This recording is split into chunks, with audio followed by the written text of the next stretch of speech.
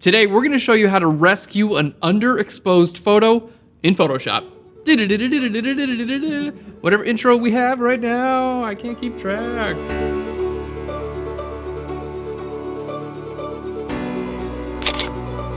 Hey guys, and welcome to Phlearn. My name is Aaron Nace. You can find me on Phlearn.com, where we make learning fun. In this episode, we're gonna show you how to rescue an underexposed photo. This is something that's happened to me a bunch of times, and I know it's happened to you too. So we're gonna take those dark areas and we're gonna bring them up into the midtones of your photo.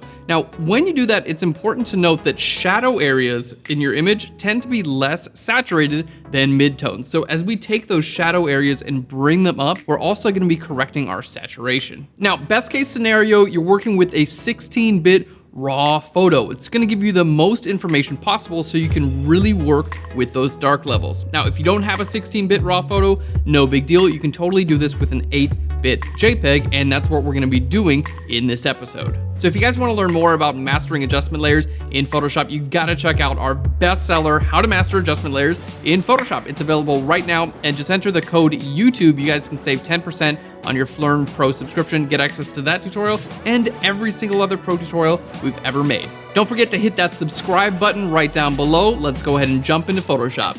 So here we are in Photoshop. We've got an underexposed image, and you can actually download this on Phlearn.com. Just follow the link right down below.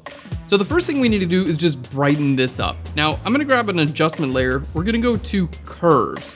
And basically we can see our histogram here in the curves adjustment layer. So you can see a lot of our information is stuck on the left, meaning it's really, really dark.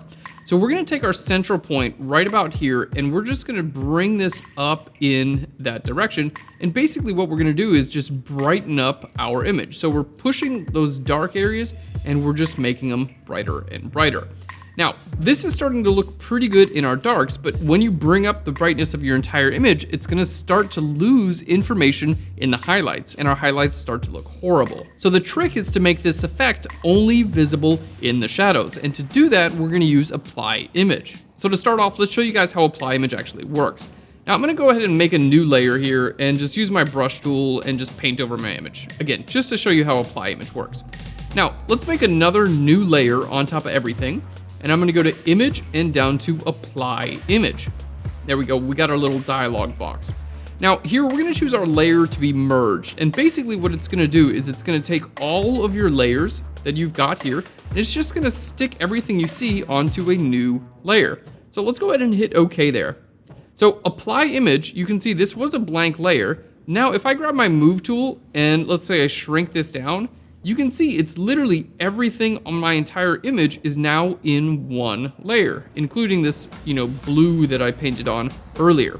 Okay, so that's basically how Apply Image works. It just takes everything that it can see on your image, like a snapshot of your photo, and it puts it onto a layer. Now, the cool thing with Apply Image is that you can actually use this on a layer mask as well, and that's where the real power starts to come in. So let's go ahead and we're on our curves adjustment layer. I want to click on the layer mask now, and we're going to go to Image and down to Apply Image. And it's basically just going to take a snapshot of everything that it sees and put it on your layer mask. So as you can see here, let's just show you the before and after. What's going on here is it's actually hiding this curves adjustment right now. It's hiding it from your shadows and keeping it visible in your highlights. So that's actually the opposite of what we want. If Apply Image ever does the opposite of what you want, just click that Invert button. So here, let's go ahead and click on Invert, and there we go. Now this effect is gonna be visible in the shadows and not visible in the highlights. So let's go ahead and hit OK there. Now I'm gonna hold Alt or Option and click here on my layer mask. And we can see this is what the layer mask looks like for my curves adjustment layer. Literally, it took an invert of the image and applied it onto the layer mask. Now, we know that a layer mask, the light areas are visible and the dark areas are invisible. So basically what this is telling me is this curves adjustment layer is gonna be invisible on the lighter areas and visible on the darker areas, which is exactly what we want, right? We wanna take those dark areas and we wanna make them a bit brighter. So let's go ahead and click here. Let's just turn this layer off and on so we can see what it did. So you can see it in fact did brighten up those shadows. We really did rescue this image from being underexposed. Now, you can see as I zoom in here that it really does, in fact, leave my highlights alone. It's not affecting my highlights at all, which is exactly what we want. Now, remember earlier when we talked about shadow levels being less saturated than midtones? That's a really big deal here because we need to take those shadow levels that we took some shadows and we brought them up to midtones. So we need to make sure we bring our saturation up to match. So all we need to do here is grab an adjustment layer. I'm gonna go to hue/saturation, and I'm just gonna bring my saturation up. We're gonna go to about +15.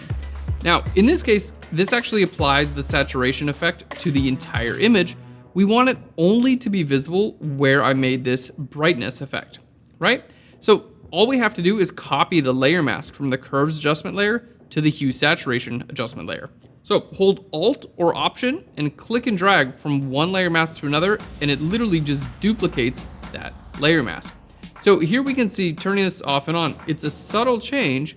Let's just turn this off and on. I think we could get a little bit more saturation actually. Let's go, I think we can go about +18 on the saturation, and that starts to look really, really nice and natural.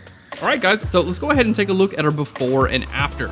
Here's our before and the after.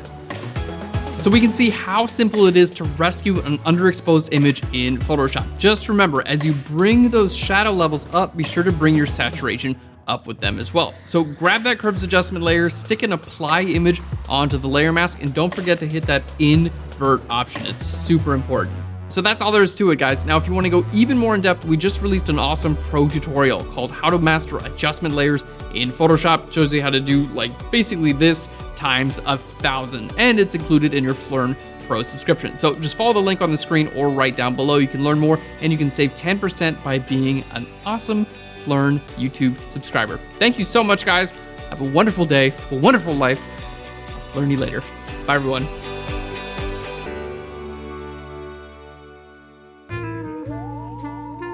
All right, cool. All right, bring your shadow levels all the way up. Now, don't forget, if you guys want to get free Photoshop tutorials every single week, just hit that subscribe button on your screen right now. We'll send them straight to your inbox.